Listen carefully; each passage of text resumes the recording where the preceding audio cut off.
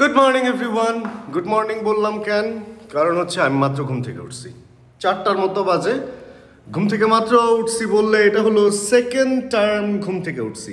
ফার্স্টের যে টার্মটা ছিল সেটা হলো সকালে 9:30টার দিকে বা 10টা উঠে টুকটাক কিছু কাজ ছিল, হর্নেটটারে বের করছি। হর্নেটটাকে আজকে চালাইলাম অনেকদিন পর।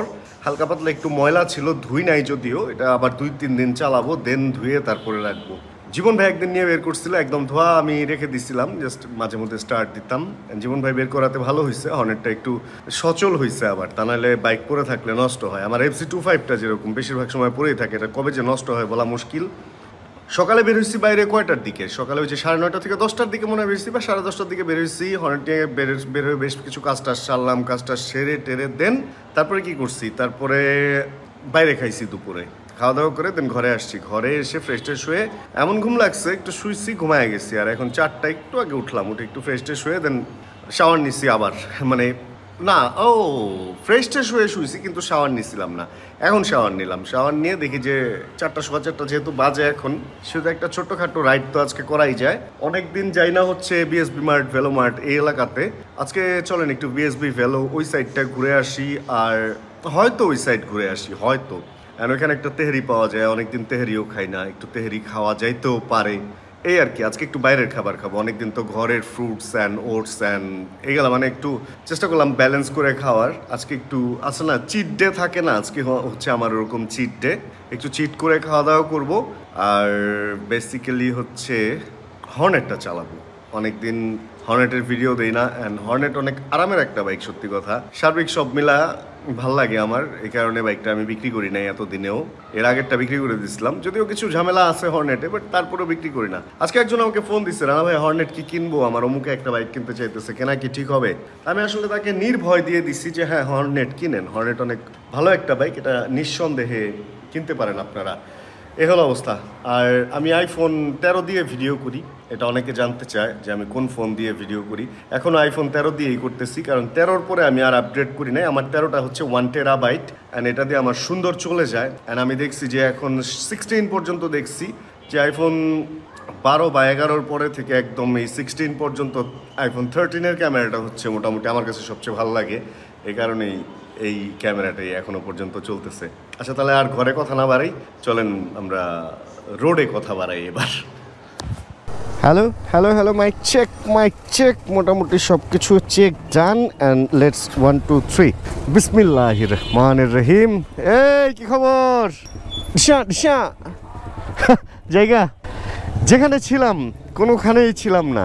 একটা জিনিস হঠাৎ করে মনে পড়লো, আমি এখন যেই রাস্তাটা দিয়ে যাচ্ছি এই রাস্তাটা কল্যাণপুর গিয়ে ঠেকছে। অ্যান্ড কল্যাণপুর এই নামটা আমার স্টুডেন্ট লাইফ থেকেই আমি অনেক বেশি, মানে এই নামটার সাথে আমি পরিচিত, কিন্তু আমি এলাকাটা কখনো চিনতাম না।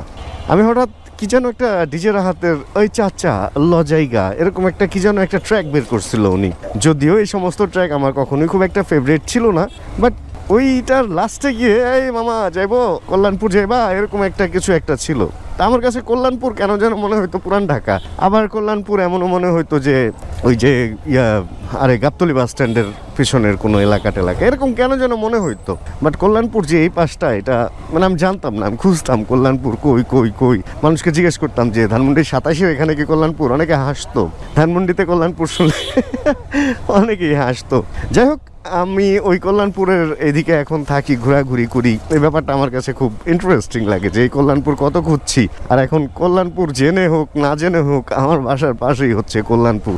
আমি যখন প্রথম ভ্লগিং স্টার্ট করি, যখন আমার ধরেন সাবস্ক্রাইবার বিলো 5,000-5,000-এর নিচে আমার চ্যানেল সাবস্ক্রাইবার, তখন ফেসবুকে কেউ ভিডিও আপলোড দিত না, আমিও দিতাম না। ফেসবুকে আমরা ছবি আপলোড দিতাম, ইউটিউবে আমরা ভিডিও আপলোড দিতাম। ওই টাইমে শুভাকাঙ্ক্ষী ছিল আমার কিছু কাছের। 5,000 সাবস্ক্রাইবার মানে কি জানেন, 10টা-15টা কমেন্ট আসে, সব কমেন্ট পড়া যায় এবং সব কমেন্টের রিপ্লাই দেওয়া যায়, নিজস্ব লোকজন কমেন্ট করে, ভালো লাগে ভাই, অনেক বেশি ভালো লাগা কাজ করে এই ব্যাপারগুলা। ওই টাইমে যেটা হয়েছিল আমার সাথে, কেউ একজন 5,000 থেকে যখন আমার 6,000 7,000 হলো, তা আমার বেশিরভাগ ভিডিওগুলো ছিল হচ্ছে উত্তরা রিলেটেড, যেহেতু আমি ওই টাইমে উত্তরা বেশি থাকতাম। অটো কিং, উত্তরা অ্যান্ড এই রিলেটেড বাইকের ব্যাপার স্যাপার হইলেই অটো কিং। আর অটো কিং আমাকে বেশ বড় সাপোর্ট দিচ্ছে বিভিন্ন সময়, বাইকটাই চালানোর, বাইক ম্যানেজ করে দেওয়া, এই সমস্ত ব্যাপারে অনেক সাপোর্ট দিচ্ছে। যেটা যে দিচ্ছে ওটা আমার বলতেই হবে। আমাকে কেউ একজন বলতো যে ভাই আমরা এই যে দেখেন ভিডিও করতে সাজেক যাই, রাঙামাটি যাই, চিটাগং যাই, কক্সবাজার যাই, এদিকে কই কেউ কোয়ারাং দেখার জন্য উত্তরে চলে যাই। তা আমারও খুব আফসোস লাগতো। বাট ওই টাইমটা হচ্ছে আমি মাত্র সার্জারি থেকে একটু ঠিক হইতেছি, বাইক নিয়ে এত দূর যাবো এটা আমার আসলে কল্পনার মধ্যে আমি আনতে ভয় পাইতাম। বাস্তবে তো অনেক দূরের কথা। তো তারপরে আস্তে আস্তে সাবস্ক্রাইবার কিন্তু বাড়তেছিল। পরে আমি একটা জিনিস চিন্তা করলাম, মানে সে আমাকে আরেকদিন মাঝরাতে ফোন দিয়ে বলতেছে, রানা ভাই আপনার ভিডিও আগে দেখতে ভালোই লাগতো, এখন একঘেয়েমি হয়ে গেছে, একই রকম একই জায়গা এই সেই। তো আমি খুব ডিমোটিভেট হওয়ার মতো অবস্থায় চলে যেতাম। মানে ওরা আসলে অনেক জায়গায় যাইতো, অনেক দূর দূরান্তের ভিডিও করতো, বাট আমার দ্বারা এগুলা হইতো না, আমার ভিডিও আসলে চলবে না, এরকম আমার মনে হইতো। তো আজকে আসলে আমার খুব দুঃখ লাগে যে আমাকে এরকম ফোন দিয়ে ডিমোটিভেট করার ট্রাই করতো, সে এখন সপ্তাহে একটা ভিডিও খুঁজে পায় না দেওয়ার জন্য। কারণ ভাই মানুষ এরকম দূর দূরান্তে কত যাবে বলেন। ধীরে ধীরে আমার সাবস্ক্রাইবার যখন বাড়তেছে তখনও আমাকে মাঝে মধ্যে ফোন দিত, রানা ভাই আগের সেই মজা কিন্তু আপনার ভিডিওতে নাই। এক পর্যায়ে আমি ঠিক করলাম কি আসলে উত্তর দেওয়ার দরকার নাই, বাট একটা উত্তর আমার মনে চলে আসছিল এক সময়। আমি পরে বললাম ভাই দেখেন আগে আমার ভিডিও দেখতো ধরেন যে 2,000 1,000 লোক, এখন ধরেন দেখে 5,000 7,000 10,000 লোক। তা আগের 1-2 হাজার যদি নাও দেখে, নতুন অনেকেই দেখতেছে যারা আমার এই ভিডিওগুলাই পছন্দ করে। আসলে আপনি যদি গান গান তাহলে আপনার অডিয়েন্স গানেরই হবে, আপনি যদি নাচেন আপনার অডিয়েন্স নাচেরই হবে, আপনি যদি ঢাকার ভিডিও বানান আপনার অডিয়েন্স ঢাকারই হবে, আপনি যদি পাহাড়ের অডিয়েন্স চান পাহাড়ের ভিডিও বানান, বা সাগরের ভিডিও বানান, বা সারা বাংলাদেশ ঘুরেন, বা ইন্টারন্যাশনাল ট্রিপ করেন, তাহলে আপনার অডিয়েন্স ওরকমই হবে। তা আমার আসলে বোঝা উচিত ছিল বা বোঝা দরকার ছিল, যেটা আমি বুঝছিলাম যে আসলে আমি কি করতে চাই এবং আমি কে পাচ্ছি। আমি আমার জায়গায় ঠিক ছিলাম, অটল ছিলাম। আমি তখনও প্রত্যেক দিন একটা বা সপ্তাহে 3-4টা ভিডিও দেওয়ার ট্রাই করতাম। এই মাসের শুরু তো সবাই বাসা টাসা বদলাইতেছে, এখনও আমি ট্রাই করি ওই কোন দিক যাইবো, ওই কন্টিনিউয়াস ব্যাপারটা আমি ধরে রাখার ট্রাই করি এখনও, এবং আগেও করছি। কি করতেছে রে ভাই, ডানে বায়ে ঢুকায়, আবার রিক্সাওয়ালারে বলতেছে কি সহ্য হয় না। আমি তো দেখতেছি উনারই সহ্য হইতেছে না। তো সবচেয়ে বড় কথা যেটা কি মানে কন্টিনিউ এই যে চলমান ধারাটা, এটা ধরে রাখাটা আসলে অনেক বড় একটা ব্যাপার। সাকসেস আপনার কাছে আসবেই, টাকা আপনার কাছে ধরা দিবেই, সব কিছুই ধরা দেবে, বাট লেগে থাকাটা অনেক বড় ব্যাপার। আর এমন কিছু করা উচিত না যেটা আপনি লেগে থাকতে পারবেন না। এখন মানে তাই না, এমন কিছু তো অবশ্যই করা উচিত না যেটা আপনি লেগে থাকতে পারবেন না। ঝড়ে বক হয়তো একবার মরে, ভাইরাল হয়তো আপনি একবার হয়ে যেতে পারেন যা তা দিয়ে, কিন্তু রেগুলার তো আর আপনি ভাইরাল হবেন না। এজন্য কন্টিনিউ দিতে পারবেন এরকম কোনো কিছু নিয়ে কাজ করা উচিত, এটা আমার সবসময় মনে হয়েছে, এখনো মনে হয়। আর ঢাকার বাইরে বা বিভিন্ন জায়গার, সত্যি কথা কি আমি ভিডিও আর আমার লাইফস্টাইল শেয়ার করি, আমার ভিডিওতে কোনো বানোয়াট কোনো কিছু নাই। দেখেন না কি সুন্দর, আমার ভিডিওতে বানোয়াট কোনো কিছু নাই যে আমি রোজ রোজ বলবো হ্যাঁ আমার চা খাইতে ইচ্ছা হলে আমি শ্রীমঙ্গল যাই, আমার মন খারাপ হলে আমি কক্সবাজার যাই, আমার ফুর্তি করতে ইচ্ছা হলে আমি যাই পাহাড়ে। ভাই এগুলো আমি বলবো না, এগুলো আমি করি না, তাই না? এগুলো আমার দ্বারা সম্ভব না, একটা সুস্থ স্বাভাবিক মানুষের জন্য এটা সম্ভব না। প্রত্যেক দিন আমি যেটা করি, আমার কাজ হচ্ছে ভিডিও বানানো বাইকের বিভিন্ন টপিক নিয়ে। যেমন আজকে হর্নেট নিয়ে বেরিয়েছি, হর্নেট নিয়ে 2-4টা কথা হবে, এটাই হবে আজকের ভিডিওতে। ব্যাপারটা হলো ওরকম, ওই রোজ রোজ পাহাড়ে যায় ভাই সম্ভব না, তো এভাবে কি কন্টিনিউ করা সম্ভব? আর এক পাহাড়ে কয়বারই বা যাবো? আমি বিভিন্ন বাইক নিয়ে বিভিন্ন রকম ইনফরমেশন শেয়ার করতে পারবো রেগুলার, কিন্তু এক পাহাড়ে কয়দিন যাবো? যাই হোক, ওই ভাইয়ের জন্য আমার একটু আফসোস হয় যে উনি ওনার থিঙ্কিংটা আমার উপরে ঢালতে চাইছে, বাট লাস্টে উনিই কন্টিনিউ করতে পারে নাই।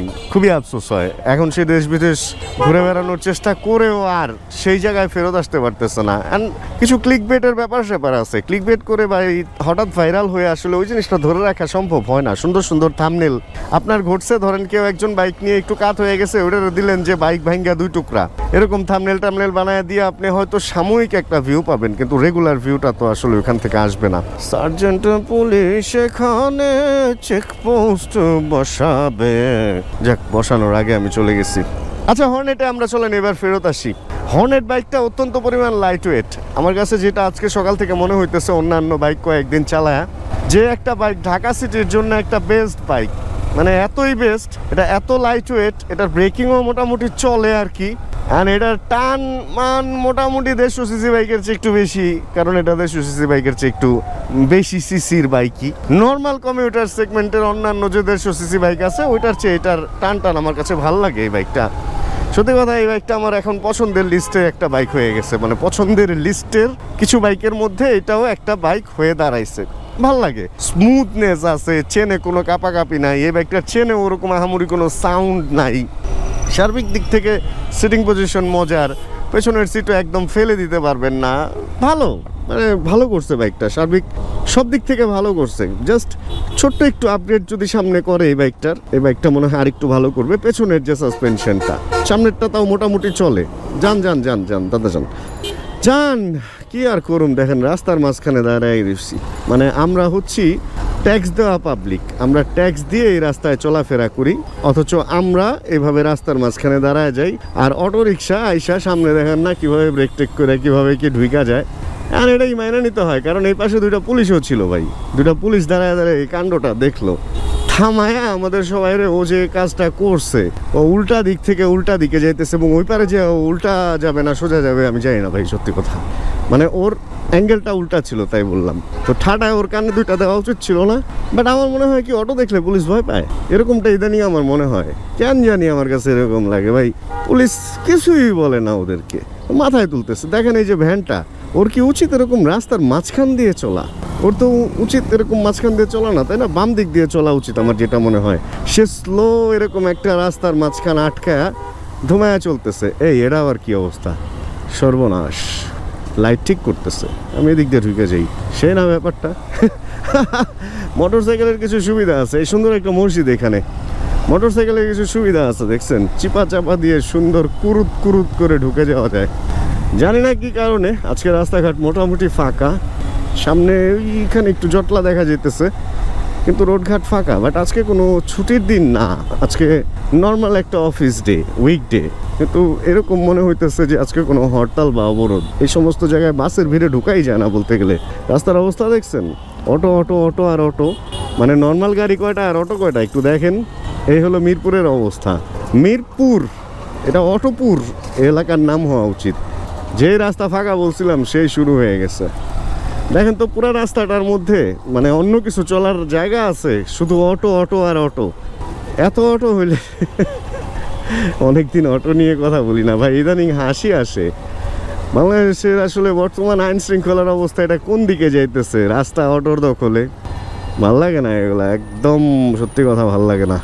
পেছনে হচ্ছে সন স্কোয়ার, মানে 1 নম্বর গোল চত্বর পার হইলাম, পার হয়ে চিড়িয়াখানা রোডের দিকে ঢুকলাম। ভেলোমার্ট যারা আপনারা না চিনেন, অনেকেই জিজ্ঞেস করে ভেলোমার্ট কই, এই সেই। অনেক সময় জিজ্ঞেস করে এই বাইকটার দাম কত, ওই বাইকটার দাম কত। ভাই আমি ভেলোমার্টের বাইকের দাম বলতে পারবো না, এটার জন্য ভেলোমার্টের পেজে গিয়ে আপনাদের জিজ্ঞেস করতে হবে যে ভাই এই বাইকটার দাম কত বা কত হলে আপনারা বেচবেন। এটা আমার কাছে জিজ্ঞেস করলে আমি কি রেগুলার তো ভেলোমার্টে আসি না, ধরেন মাঝে মধ্যে যখন ভেলোমার্টে মানে মনে হয় যে যাই, তখন চক্কর দিয়ে একটু বাইকটাকে আপনাদের সাথে শেয়ার করি, নিজেও দেখি। আর এটা হচ্ছে ঈদগাহ মাঠ যেটা পার হইতেছি, এটা পার হয়ে এই যে কোনায় হচ্ছে টাইটানিক রেস্টুরেন্ট আছে, এখানে কি যেন অনেক রেস্টুরেন্টই তো এই বিল্ডিংটায়। এরপরে ওই যে বাবলস দেখা যেতেছে, এটার পরে ওই মাঝখানে যে বিল্ডিংটা, এই দুইটার মাঝখানে, ওইটার নিচেই হচ্ছে ভেলোমার্ট। এখন ও মারে মা, কি একটা অবস্থা! আরে ভাই রে ভাই, এদিকে অনেকদিন পরে আসলাম, মনে হয় মাসখানেক পরে। এই যে দেখেন এই বাম পাশের বিল্ডিং, অ্যান্ড দেন এই দ্বিতীয় যে ছোট বিল্ডিংটা, এইটার নিচেই হচ্ছে এই যে ভেলোমার্ট। আপনারা যদি আসেন এখানে ফুচ করে চলে আসবেন, এসে দেন ভেলোমার্টের বাইক কালেকশন ইচ্ছা মতো দেখতে পারেন। উপরে একটা ক্লিনিক্যাট আছে, যেখানে হচ্ছে বিড়াল কুকুর এগুলার চিকিৎসা করা হয়। ইসলামী ব্যাংকের বুথ আছে, এদিকে ভিআইপিস রেস্টুরেন্ট আছে, Sheikh ABAY Abiya, Shaheen fashion world, অনেক কিছুই আছে। চলেন একটু টুক করে দেখে আসি ভেলোমার্টের কালেকশনে আজকে কি বাইক আছে। এটাতে বিক্রি করে দেওয়া যাবো? অনেক দিন তো চালাইলাম, বাইকটাকে আসলে বিক্রি করে দেওয়া উচিত। আপনারা জানেন, আপনারা যদি বলেন যে হর্নেট আর দেখতে চান না, তাহলে হর্নেটটা বিক্রি করে দিব। অনেক দিন পর লাস্ট যখন এখানে আসছিলাম হর্নেটটা চালাই আসছিলাম, আজকে আবার অনেক দিন পর হচ্ছে হর্নেট নিয়ে আসলাম। রেজেডার আছে একটা, রেজেডার 125 পুশ, মানে হচ্ছে ধাক্কা দিন। দেখছেন নতুন বাইক, পুরান বাইক, সব বাইকের কালেকশনই আছে। এগুলা কি ভাইয়া কি এখানের কেউ? ও সরি, এগুলো তো ব্র্যান্ড নিউই মনে হইতেছে। সিট টিট একদম কভার করা, মিটারের এই মাল এখনো খোলা হয় নাই। ব্র্যান্ড না হলেও কোনো একটা কাহিনী মানে নতুন নতুনই মনে হইতেছে। কার্বন আইকন পারফরমেন্স আছে এখানে। ওয়ালাইকুম আসসালাম ভাইয়া, ভালো আছেন? এটা হচ্ছে ব্ল্যাক সিলভার, এটা কার্বন, অ্যান্ড এটা হচ্ছে কার্বন। কে আছে ভিতরে? বাইক কি বিক্রি হইতেছে? ও এই জন্যই ব্র্যান্ড নিউ ফাঁকা, বিক্রি হয়ে গেছে। একটা চক্কর দিই। এই বেশ কিছু নতুন বাইকের কালেকশন আছে। এর আগের বার যখন আসছিলাম তখন এই বাইকগুলো দেখি নেই, এটাও নতুন দেখতেছি। অ্যান্ড এই যে আমি যে বাইকটা চালাই ওইটারই হচ্ছে, আমারটা হচ্ছে রেড এডিশন, এখানে রেড লেখা, আর এটা হচ্ছে সিলভার।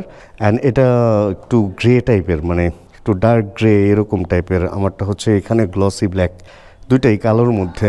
জিপিএক্সও আছে দেখা যায়, জিপিএক্স MT-15 BS7 নাকি 6, BS6 মেবি। এটা যাক, ভালোই বাইক আছে।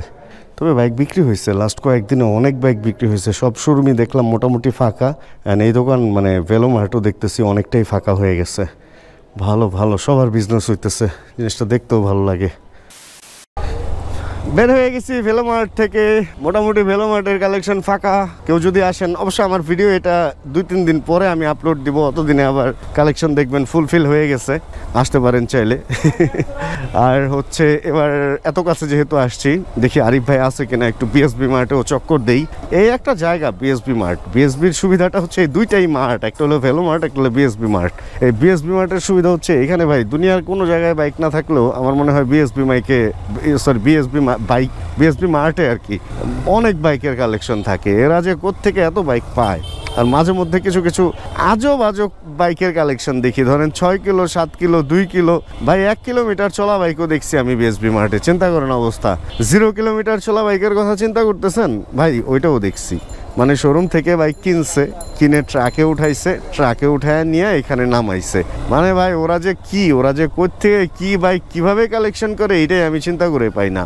যে এত অল্প কিলোতে মানুষ বাইক ক্যান্সেল করে দেয়।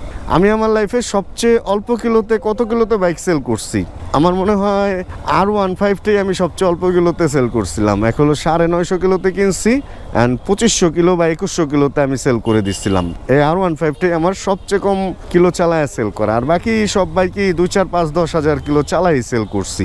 এই হলো ব্যবস্থা। কিন্তু মানুষ অবশ্য একটা প্রমাণ আমার কাছে ছিল যে কোনো একটা মেলায় একটা লোক বাইক পাইছে 0 কিলোমিটার চলা, মানে ওটা ব্যাটারি কানেকশন দেওয়া হয় নাই। অ্যান্ড ওই বাইকটা আবার সে কী রে ভাই, এত হাই বিম দেওয়া লাগে এই রাস্তায়? কি খালি ওই একাই চলবে নাকি?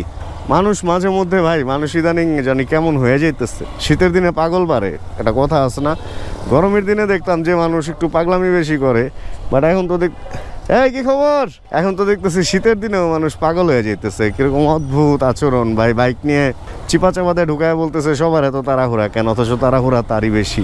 রিক্সা এসে সামনে ঢুকায় দিতেছে, এরপরে এই যে গাড়ি হাই বিম, এরপরে হাই বিম দিতেই আছে। ভাই মানুষের চোখে লাগলে মানুষের তো কষ্ট হয়, তাই না? বুঝে না ভাই মানুষ, খালি নিজেরটাই বুঝতেছে, অন্যেরটা কেউ আমরা বুঝতে চাইতেছি না। এই যে যেটা বলছিলাম সেটাই দেখেন, দুনিয়ার কোনো জায়গায় যদি বাইক না পান, চলে আসবেন বিএসবি মার্টে। এক কোণা থেকে আরেক কোণা দেখতে দেখতে, প্রচুর জিক্সারের কালেকশন তো, এক কোণা থেকে আরেক কোণা দেখতে দেখতে মোটামুটি বাইক পছন্দ হবেই। এখানেই শেষ না, ভেতরে বাইরে মিলায় এত বাইক থাকে এদের কালেকশনে। মানে হয়তো মাঝে মধ্যে একটা কথা বলে যে বিএসবি মার্ট মনে হয় নতুন বাইক কেউ কিনলে তার গলায় ছুরি ধরে ওই বাইকটা মনে হয় নিয়ে আসে। এই জন্য বিএসবি মার্টে হচ্ছে বাইকের অভাব হয় না, এটা অলওয়েজ হচ্ছে শুভ ভাইয়ের উক্তি। অ্যান্ড এই বাইকের মনস্টারের স্টিকারটা নতুন লাগতেছে। আগে যে মনস্টারগুলো ছিল ওগুলাতে এইখানে এই স্টিকারটা থাকতো না। এটা মনে হয় নতুন মনস্টার। এটা কি ইন্দো নাকি ইন্ডিয়ান? এটা তো BS7। ও BS7 মনস্টারে মনে হয় কিছু স্টিকার নতুন আসছে। এদিকে আগের মতোই আছে সব, কিন্তু এই যে এইখানের এই স্টিকারটা দেখেন, এই ব্যাপারটা নতুন লাগতেছে। এগুলা ঠিক আছে। এইটা এই জিনিসগুলা মনস্টারে, আচ্ছা নিউ মনস্টার একটু ডিফারেন্ট করছে, আগের মতো না। দূর থেকে দেখলে একটু চকচকা ভাবটা বেশি লাগে, একটু এগুলা একটু বেশি চোখে লাগতেছে। তবে মনস্টারের একটা বড় প্রবলেম আছে, এটার এই যে লোগোটা, এই লোগোটার কালার উঠে যায়, এটাও অর্ধেক উঠে গেছে। এটা ইয়ামাহার ঠিক করা উচিত। খালি আমি কি অন্য মানে কোনো কোম্পানির খারাপ বলা বাদ দিই বলেন, দেখেন ইয়ামাহার কিন্তু এটা একটা সমস্যা। এই অবস্থায় যে এই বাইকটা আমি চালাই আসছি, সেম বাইক এখানেও আছে, সেম বাইক এখানে আরেকটা আছে। মানে এখানের ব্যাপারটা কি, এক বাইক একাধিক কালেকশন থাকবে, আপনি পছন্দ করে নিতে পারবেন। আর আমার এই বাইকের এই ট্যাঙ্ক প্যাডটা আসলে অনেক বেশি ভালো লাগে। এটার ফিনিশিংটা এত বেশি সুন্দর, মানে এটা ঝিরি ঝিরি ঝিরি ঝিরি হাতে লাগে, টেক্সচারটা অনেক বেশি সুন্দর, জরি জরি জরি জরি, নাইস। যাক একটু ভেতরে যাই, দেখি আরিফ সাহেব আছে কিনা, থাকলে। এই কি অবস্থা ভাই, কেমন আছেন? ভালো ভাই। আরিফ ভাই নামছে? আসেই নাই। একটা রয়্যাল এনফিল্ডার রাখছে দেখা যায়। আমি বলছিলাম না, ভেতরে বাইরে মিলা মোটামুটি ভালোই বাইকের কালেকশন। এখানেও একটা অদ্ভুত কালারের R15 রেখে দিচ্ছে, পার্ল কালারের। অবস্থা দেখছেন ভাই, বলছি যা যেখানে মানে পৃথিবীর কোনো জায়গায় বাইক না থাকলেও এখানে বাইকের কালেকশন ভরপুর অবস্থাতেই থাকে। এখানেও রেখে দিচ্ছে 4টা R15। কই যামু কি খামু বলেন? আসসালামু আলাইকুম মামা। মামা আলহামদুলিল্লাহ ভালো। হ্যাঁ মামা তো যাচ্ছি। হ্যাঁ রে, সন্ধ্যা হয়ে গেছে, 5টা 20 বাজে যখন এখান থেকে এখন আমি বের হইলাম। আরিফ ভাই সিসি ক্যামেরা আমাকে দেখে কথা বলছে, বাট উনি মাত্র ঘুম থেকে উঠছে, ওনার বেরোতে বেরোতে সময় লাগবে, এই কারণে আমি আগে ভাগে ভাগতেছি, কারণ ওনার সাথে একবার দেখা হইলে অনেক দেরি হয়ে যাবে। আর সেকেন্ড হলে আমি কোনো শীতের কিছু নিয়ে বেরোই নাই, ঠান্ডায় আমার অবস্থা খারাপ হয়ে যাবে, এই জন্য আগে ভাগে এই এলাকা ছেড়ে বিদায় নিতেছি। আর এই যে মনস্টারটা মনে হয় দেখছিলাম যেটা, ওইটা মনে হয় সেল হইলো, এটা নিয়ে যেতেছে পিক আপে উঠায়। ক্ষুধা লাগছে, এদিকেও যে একটা তেহারি পাওয়া যায় ওটা খেয়ে দেন এদিক থেকে বিদায় নিয়ে নিব।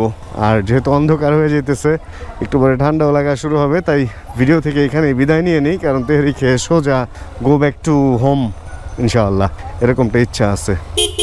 ভাইরা দি রাস্তার মাঝখান দিয়ে হাঁটা শুরু করছে। যাক তাহলে আজকের এই ভিডিওটা এখানে শেষ করি। ভিডিওতে কোনো কিছু ভালো লাগলে ছোট্ট করে একটা লাইক দিয়ে দিন, চ্যানেলে যদি নতুন হন প্লিজ সাবস্ক্রাইব করে হয়ে যায় আমাদের ফ্যামিলি মেম্বার। জানাবেন প্লিজ কে কোন জায়গায় বসে ভিডিও দেখছেন, আর যতক্ষণ পরবর্তী ভিডিও নিয়ে আবার আমি না আসতেছি ততক্ষণ ইনশাআল্লাহ আমরা থাকবো ভালো, আমরা থাকবো সুস্থ এবং করতে থাকবো চিল ইনশাআল্লাহ। বাইরে ভাই এই চিপার মধ্যে যে স্পিড ব্রেকারগুলা, এগুলা এত বড় ভাই। হর্নেটের আলো আগে কম লাগতো, F250 চালানোর পর আজকে হর্নেটের আলো মনে হইতেছে একদম খারাপ না, হাই বিম দিলে তো আরো বেশি। ভাই F250 তে এটা কি লাইট দিছে ভাই, ঠকাইছে ঠকাইছে। ওই যে ওই পারে মায়ের দোয়া, ওইখানে আমরা খাবো। Chill bro.